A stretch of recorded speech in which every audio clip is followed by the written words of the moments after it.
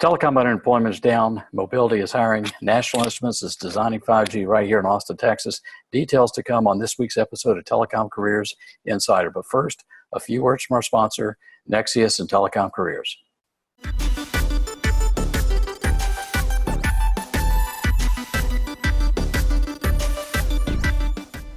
Nexius, accelerating network and business transformation. Today's episode is brought to you by Telecom Careers, the #1 global telecom and wireless job board, telecomcareers.net. On today's Telecom Careers Insider, we're going to be covering what's driving the Austin economy, BLS labor statistics regarding the telecommunications sector. We're going to be talking about who's hiring. And finally, we're going to show you a clip from National Instruments and the work they're doing around 5G here in Austin. Before we dive into this week's Telecom Careers Insider, I want to mention that you should be registering for our live broadcast tomorrow, Friday the 13th at noon Central Time.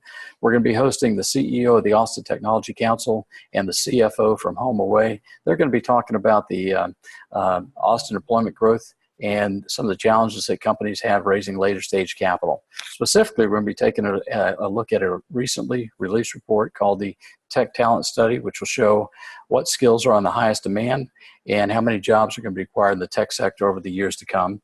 Next, we'll take a look at a capital landscape analysis report that was prepared by St. Ed's and distributed by the Austin Chamber of Commerce and the Austin Technology Council. It goes into how Austin stacks up with the rest of the country in terms of capital raising. Let's get started today by talking about the telecom workforce. Sean Kennedy reported yesterday that the Bureau of Labor Statistics said there's 1.4% unemployment rate in telecom, and we have 864,000 telecom workers. That's down from nearly 1.1 million in 2005. It should be noted that telecom is a subsector of information services in the way that the BLS categorizes workforce. The information services category includes things like data processing, IT, and hosting. And in October, the BLS reported 2.8 million workers in that overall sector, which includes telecom, and that's down from 3.1 million in 2005. Let's take a look at this clip interviewing Sean Kinney, and he'll provide more insight on that report. This is Jeff Mucci with RCR Wireless News, and this week on Telecom Insider, we're delighted to have Sean Kinney, Managing Editor of RCR Wireless News. Sean, thanks for joining us. Hey, man, always happy to do it. Thanks for asking me to come on the show. Well, the first week of every month, you write an article about Bureau of Labor Statistics as it relates to the telecom industry. What's new? Well, they, as you said, that report usually goes up first or second week on rcrwireless.com, depending on when the Bureau of Labor Statistics put the numbers out. And I'm going to just pull this up for reference here. But the key takeaway is, so far in 2015, October represented the low point in unemployment as it relates to the telecom sector. So just 1.4% unemployment in what the BLS considers the telecom sector. To put that into little context, the unemployment rate last month was 3.8%, 4.1% in July, 4% in June. So steadily going down. Also worth noting, at the same time, the size of the telecom workforce is also decreasing. And, there's a number of factors there in play. One of them is that, and this is specific to the guys on the ground doing the field tower work, is we kind of got to a period there earlier in the year where, for the most part, outdoor macro level LTE deployments were finished. Right. In the grand scheme of things, they were done doing that. Now it seems like we're moving the emphasis onto in-building wireless deployments, which is it's not the same as tower skill set, but it's right there next to it. So a lot of these guys work in both. So it'll be interesting to watch these figures probably go back up next year. Yeah.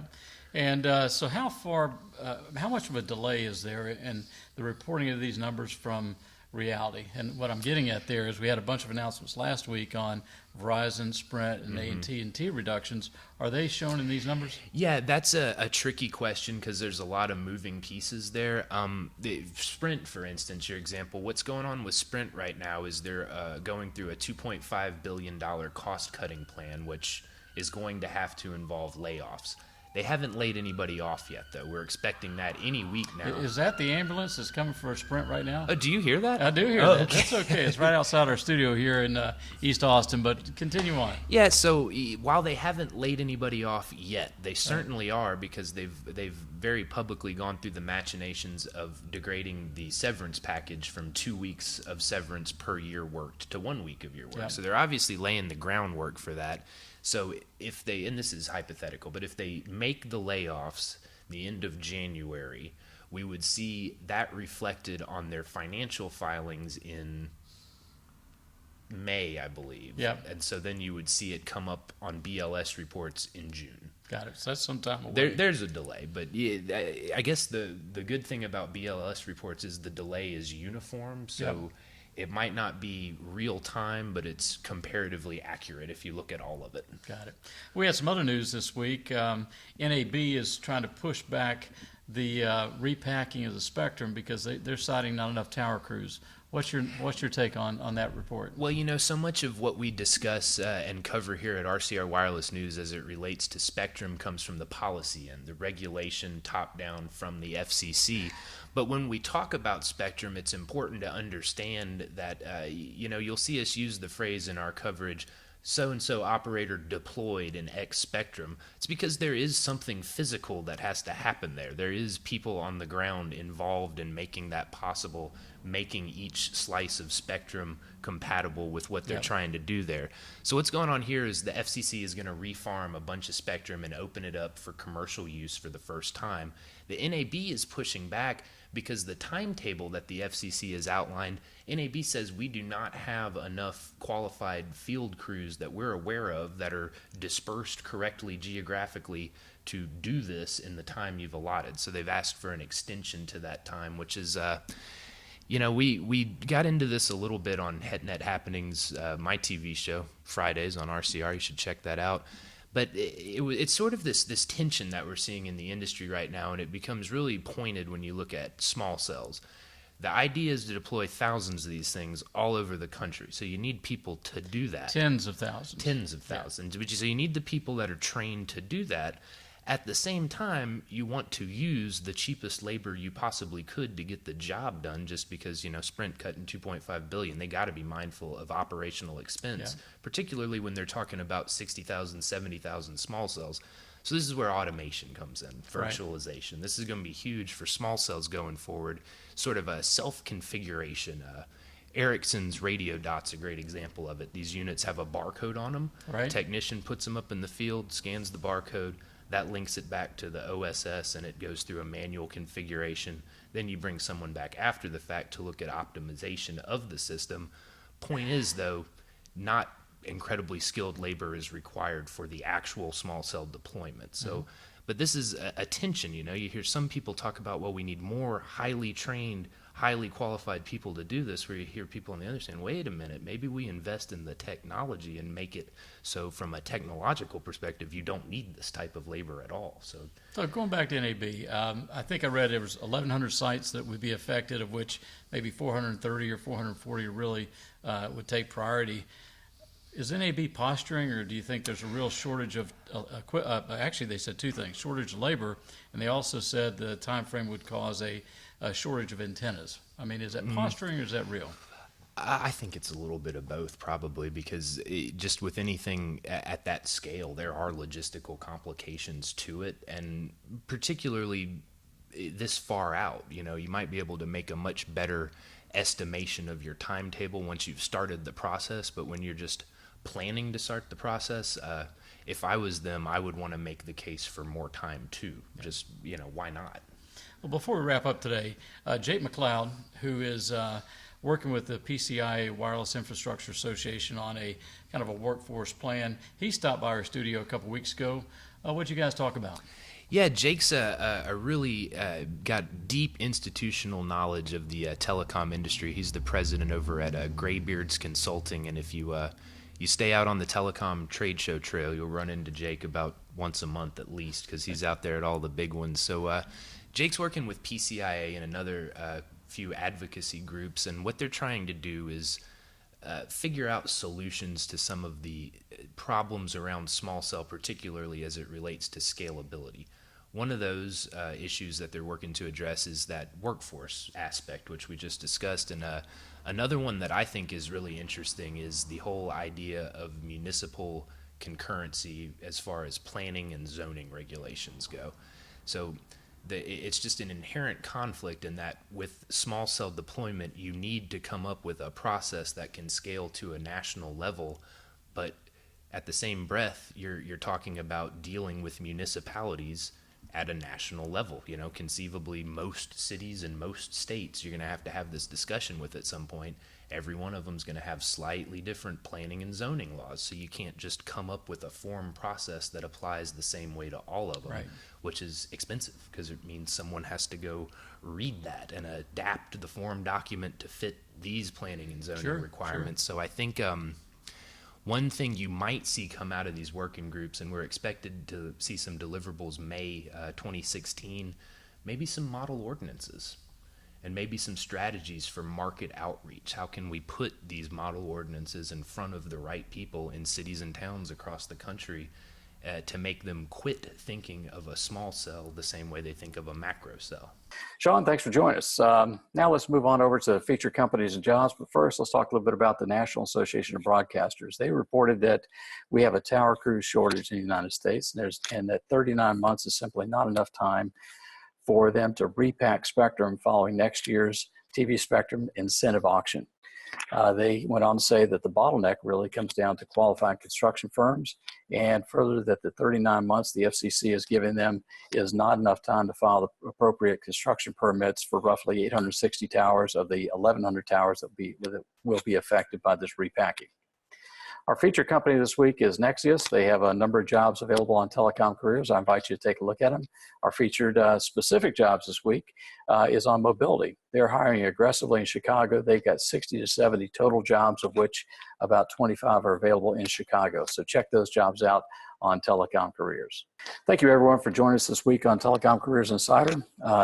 As we depart, we're going to leave you with a DIGS segment produced by our very own Joey Jackson. He goes over to National Instruments and showcases what they're doing with 5G. We invite you to join us tomorrow for a live broadcast here from the studio, where we'll have the CEO of the Austin Technology Council and the CFO of HomeAway. We're going to be taking a look at the talent shortage here in Austin and how companies are dealing with capital fundraising, particularly around later stage capital funding, and how Austin stacks up with the rest of the country in terms of capital availability. We appreciate your time and look forward to seeing you next week.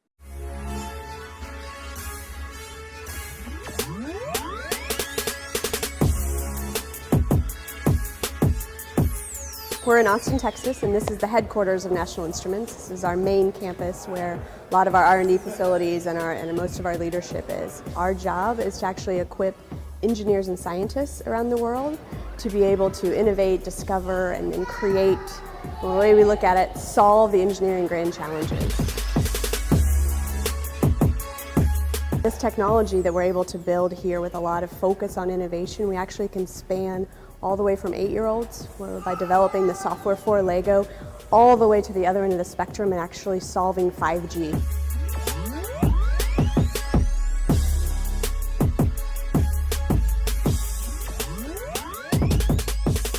So here is actually what we call our patent wall, and what this allows us to do is actually publicly recognize the engineers and celebrate their unique ideas. That's again something we really pride our innovation basis on, is finding creative, interesting new ways to solve these problems. This is actually one of the latest programmable Legos that the Lego makes, the EV3. And a little known fact about National Instruments is actually we write the software that runs and powers this brain. If you look at these Lego systems, there's sensors, there's actuators, there are control systems. They're just provided in a way that an 8-year-old can get it. And the other thing that we offer really unique to this market is graphical programming. And so graphical concepts are going to relate to an 8, 10-year-old mind. So now we're in the 5G Wireless Innovation Lab. And this is where our lead users work on some top customer applications for all the researchers you would think of, the Nokias and the Samsungs of the world. We see 4 main areas of research that we're working on here. So there's the millimeter wave approach that's being researched. There's a massive MIMO approach. There's also different spectrums, different waveform research that's happening. So we actually created this lab to make sure we could help our customers explore all those different vectors. This hardware demo right here is pretty exciting. So just this year, this was actually shown at the Brooklyn 5G Summit, which is hosted by Nokia. This was the first 10 gigabits per second, 74 gigahertz system actually functioning at the show. So what we're seeing is researchers from academic, we have a Lund University, we have TU Dresden, we have these leading academic institutes combined with the leading industry people, when they use that on a flexible platform, LabVIEW and PXI, we're seeing them be able to, again, not just talk about how 5G might be solved, but actually prototype it. When you talk about Internet of Things and the industrial Internet of Things specifically, technology is actually being used to build that industrial Internet of Things, from smart factories with Airbus all the way to monitoring some of the most complex energy systems in the world. So the technicians will actually combine heads-up display with our technology here. This actually has one of our hardware products and running LabVIEW in this device. And they're able to get feedback, they're able to get verification that they're using the right tool for the right job. In the end, for you and me, that means we're going to get safer airplanes. The parking garage is actually a cool example where we have, of course, embraced electric vehicles here in the parking garage. We have charging stations, and the charging station we use here is actually powered by, tested by our LabVIEW software and NI hardware. So it's a daily reminder of what are we doing this for, what are we working on. So we have a lot of open spaces, we have a lot of outdoor facilities that allow you, sometimes if you need a creative juice of some sort, that'll allow that. We actually encourage a lot of fitness. We have different tournaments, volleyball tournaments, basketball tournaments, boot camps, and that really provides that nice balance to the intense innovation we have to do, we feel a responsibility for, with the nice life balance and physical aspects that you have to have. One of Dr. Truchard's mantras has always been that it's an approachable environment. Any intern can come share a great idea with the CEO. And that's the way we believe good ideas come, and it also creates a very empowering work environment.